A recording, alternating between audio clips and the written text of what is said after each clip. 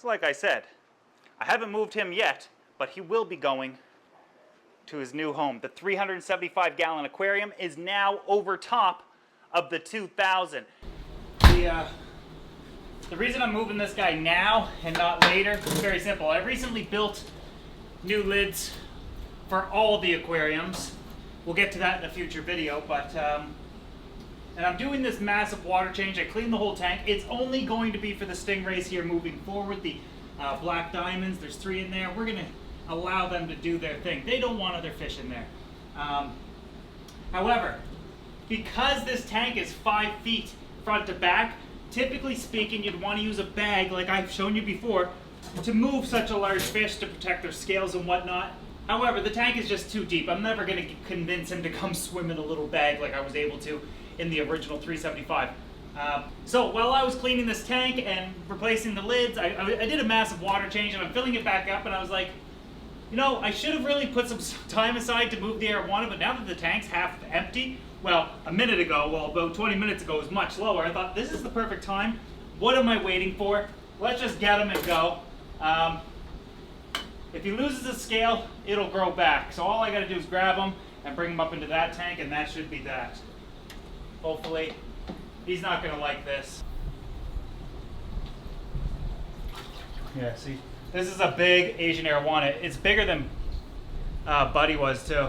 Like, this is a big boy. He's gonna jump. Yeah. So, as long as he's underwater, he might be okay, but he looks like he wants to jump, so we gotta move fast. Ready? Watch out. Here we go. He's still doing okay. Come on, bud. Get in there, bro. Come on. So he can't get out of the net right now, but he's trying. This net, I wasn't prepared for it to be that long. All right, let's see his condition. Perfect. Not a miss scale. Now that went way smoother than I thought it was. There's 2 things, and sorry for yelling, I don't know if you can hear me or not. I tried to use a lapel mic. I lost my really good one, so I bought cheap ones, and it sounds horrible. It makes me sound like Mickey Mouse. I wasn't planning for this, or when I tried to go put them in, look what happened. I can't. Just hitting the wall. And then I was, yeah. Anyways, that went way better than I thought it was going to. Let's let him settle in. My Lord, he's gorgeous in there. Let's give this 24 hours. Let him settle in. Oh man, let me just have a look. I just wanna, just let me come in. I do this, guys, I'm sorry. I don't know if you do it. If you move a couch in a way, I like to leave the room and then I like to walk in like it's my first time ever there. That's what I'm doing. Just give me a second. I just want to see it. Oh God.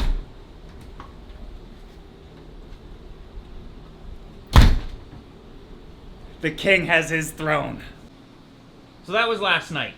Today, the stingrays in the tank, they've been acting completely different. They're far more active. They're swimming everywhere. There's no lights on this tank because I'm revamping a bunch of things. They got a massive water change. The tank was cleaned. I'm going to rebuild their filtration differently. I'm going to figure out something different to do with their lighting. It might match the 180-gallon rack system's lighting. Oh, look at her showing you your booty. But these guys are acting tremendously different, far more active. It's just been night and day, and I'm incredibly excited to see what happens next. Obviously, when you have a massive Asian arowana, that is relatively territorial with the top portion of the water. When the stingrays would swim up, it'd go after them, so it wasn't that welcoming for the stingrays. With that said, the arowana is doing absolutely fantastic in his new home. His permanent home. There's no catching him out of there. There's no moving him anymore. That is his home. The king of the aquarium hobby now sits on top of his throne. On top of the only aquarium that's ever trended #1 on the internet ever in history was this aquarium, and now he sits on top of it. I just thought it was just appropriate. He does look fantastic in there. This tank needs a massive water change today. I'm probably gonna do 50%, so for the next 6 hours, that's probably what I'll be doing, is watching this fill back up. But yeah, he's just looking absolutely incredible in that tank. And he'll settle in just nicely. He's gonna like it in there. And if you guys are wondering, like, how you're gonna feed him, how you're gonna clean the tank, we've already kind of went over that, but ultimately, you know, I could just feed him from this side, get up on a stool and drop some food in, no big deal. Or from that side. And the thing is, when we're doing the podcast, he can, you can see him from the cameras. It's really super cool.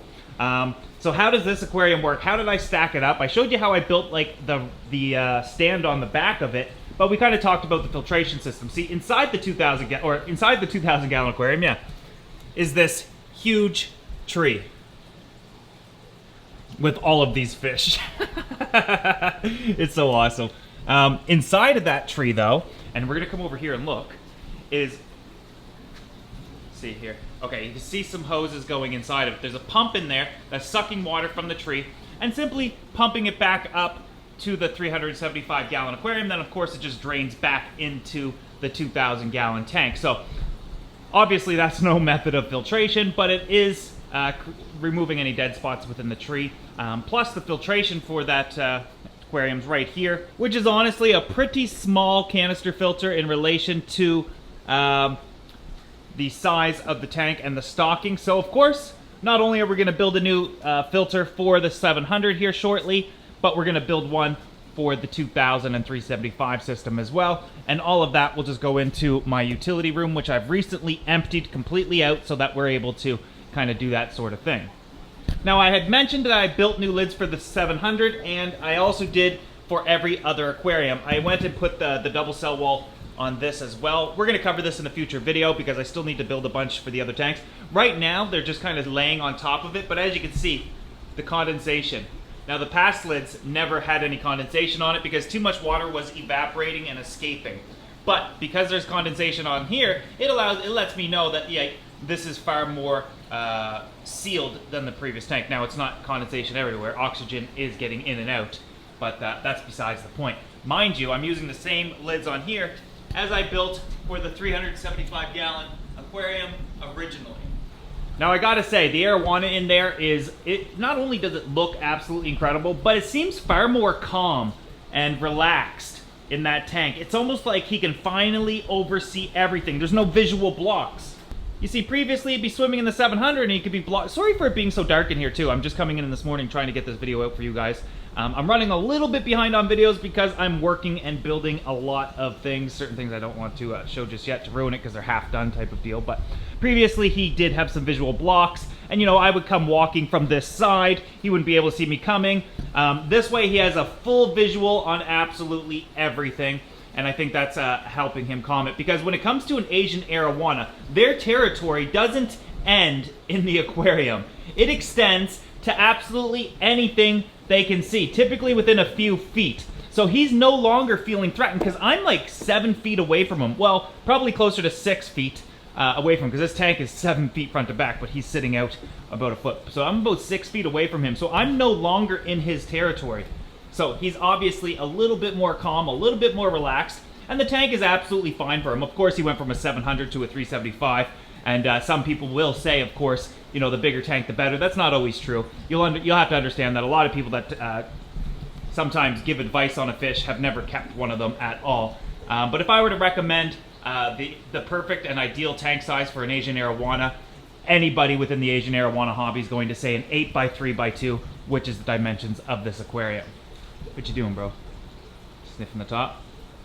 But yeah, so it's only been a day, but he's definitely settled in quite nicely. I do like that when he comes to the front of the tank, it's almost like he lights up a little bit. How his colors become a little bit more intense. They're not really showing up on the camera right now. And again, in person, it's always going to be better. But, you know, we can always get up close and do what we want here. See? So he's a little... See how he stopped swimming when I came, like, within a couple feet? Like I said, I'm in his territory now, and he's cautious. He wants to see what I'm doing, what I'm all about, etc. Now, mind you, I've been keeping Asian arowana for over 10 years, so getting to do this sort of stuff. And then we can come over here. He can see me over here as I'm sitting here editing videos for you guys. You can watch me. It's perfect. I love it. And this is something that I always wanted to do with this aquarium and with the 2000. I always saw that back wall and I always thought, man, wouldn't it be so cool to fill up that void space with a massive aquarium? And look how awesome that looks. However, moving forward, I'm doing just that. There's a ton of things that I've always wanted to do with my hobby, and we're going to be doing them. As for the filtration for the 120-gallon tank racks, almost all those filters are built now. You guys seen that we previously used a planter, but now I've got the acrylic in, and they are sexy. Wait till you see them. But the one thing that I'm excited about, and I'm not even sure if it's going to work, and I think we already mentioned this, was the filtration systems that I'm going to build for the 180-gallon tanks.